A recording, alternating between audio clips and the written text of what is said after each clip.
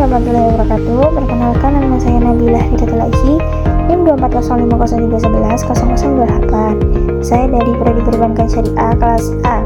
Di sini saya sedikit ingin menjelaskan tentang hubungan perburuhan dalam manajemen SDM.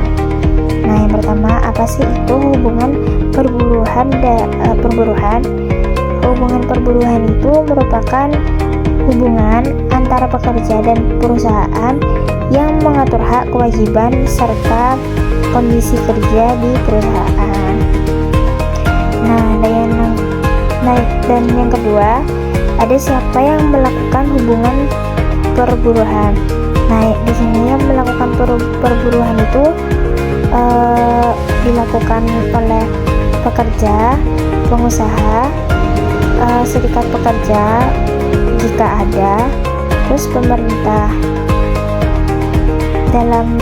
Kalau di pemerintah itu sistemnya itu sebagai pengawas dan sebagai penengah.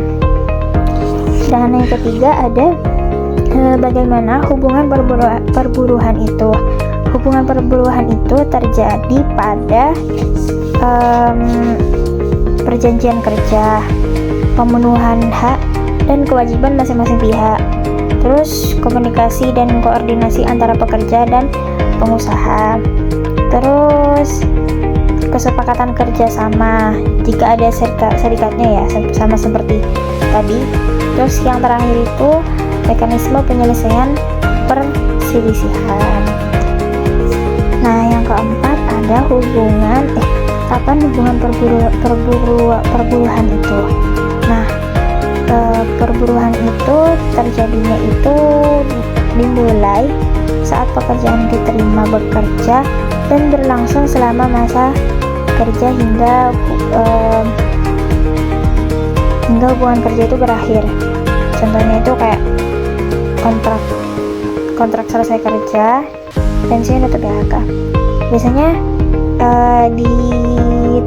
di perusahaan, di semua tempat itu pasti ada kontrak kerjanya.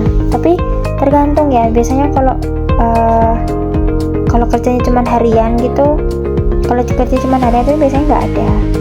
Tapi kalau ya tergantung tempat sih.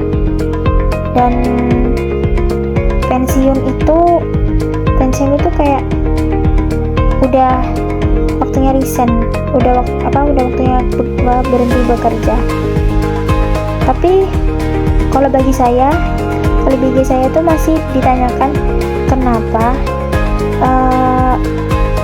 seseorang itu harus pensiun gitu. Jadi kayak kenapa orang itu kan bekerja, tapi ada batas kan, semua tempat itu pasti ada batas umurnya, tapi harus pensiun gitu. Kenapa nggak lanjut aja tapi harus ada tanda tangan kontrak? Itu kalau saya. Nah, yang terakhir, di mana hubungan perburuhan itu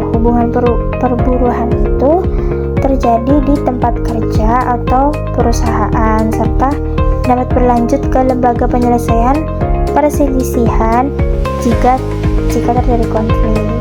Nah, sekian dari saya.